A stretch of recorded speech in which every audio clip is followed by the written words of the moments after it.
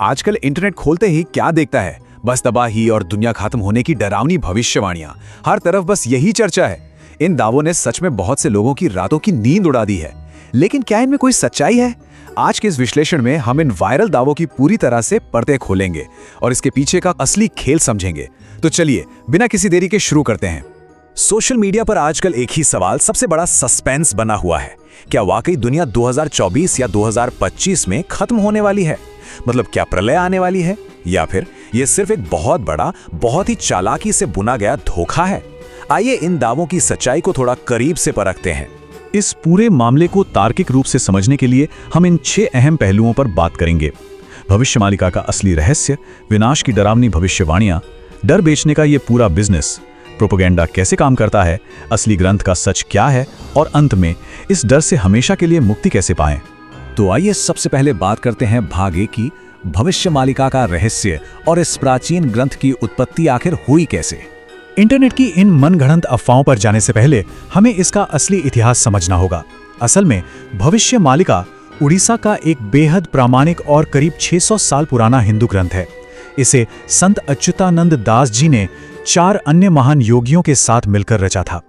आपको जानकर शायद हैरानी हो कि यह मूल रूप से कागज पर नहीं बल्कि ताम्रपत्रों यानी तांबे की प्लेटों पर उकेरा गया था, और हमारे इतिहास और संस्कृति में इसे बहुत गहरा सम्मान दिया जाता है। अब इतिहास से आगे बढ़ते हैं और आते हैं भाग 2 पर, विनाश की खौफनाक भविष्यवाणियां और इंटरनेट पर छाए हुए वायरल प्रलय के दावे। अब जरा उन दावों पर नजर डालिए जिन्होंने सोशल मीडिया पर तहलका मचा रखा है। इंटरनेट पर एकदम सटीक और डरावनी भविष्यवाणियां धड़ल्ले से शेयर की जा रही हैं, जैसे कि 2024 या 2025 में बस प्रलय शुरू ही होने वाली है। जून में चीन की तरफ से सीधा दिल्ली पर न्यूक्लियर मिसाइल गिरेगी। दुनिया में केवल 60 करोड़ लोग ही जिंदा बचेंगे। 13 मुस्लिम देश मिलकर भारत पर हमला कर देंगे।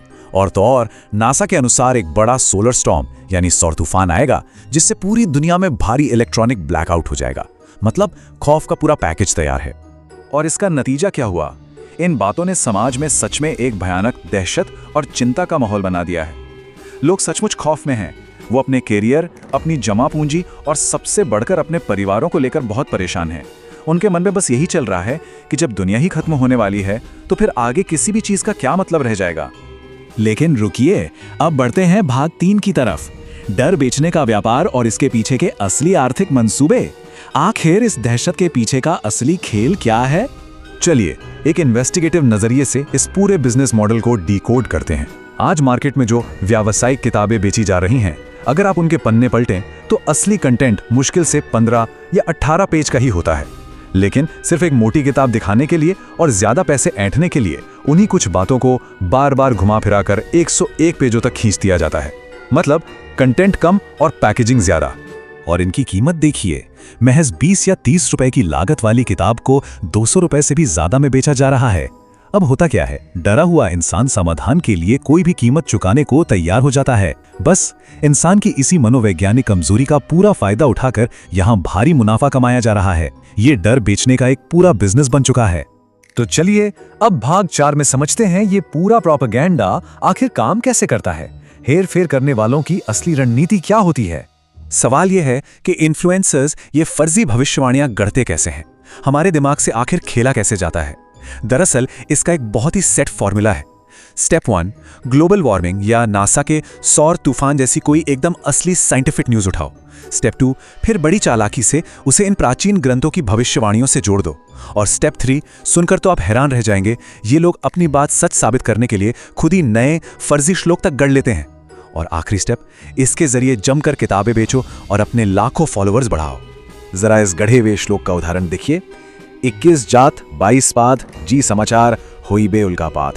इसमें दावा किया जा रहा है कि किसी समाचार चैनल के ऑफिस पर सीधा उल्का पिंड यानी उल्कापात गिरेगा।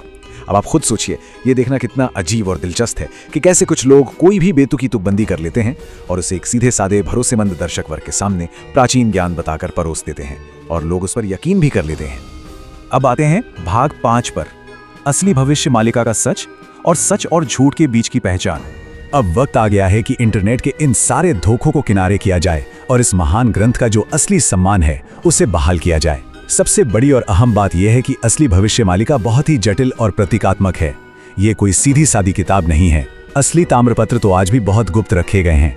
उनमें जो रहस्य छिपे हैं उन्हें इंटरनेट के ये आम अनुवादक या सोशल मीडिया इन्फ्लुएंसर्स बिल्कुल नहीं समझ सकते। ओडिया भाषा में एक ही शब्द के कई गहरे अर्थ होते हैं जिन्हें ये लोग अपने मुनाफे के लिए पूरी तरह से तोड़ मड़ोड़ कर पेश कर देते हैं।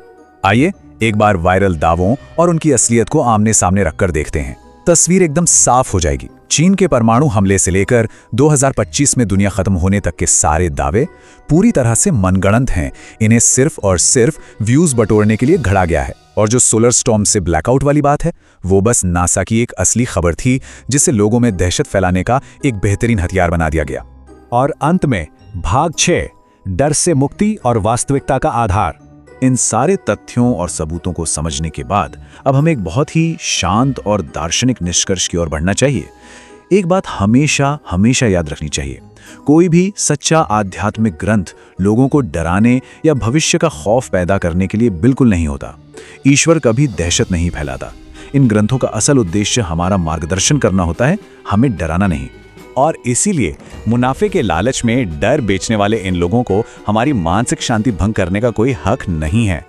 ज्ञान और तार्किक सोच ही वो सबसे बड़ी ढाल है जो इन सारे भ्रमों को पल भर में तोड़ सकती है।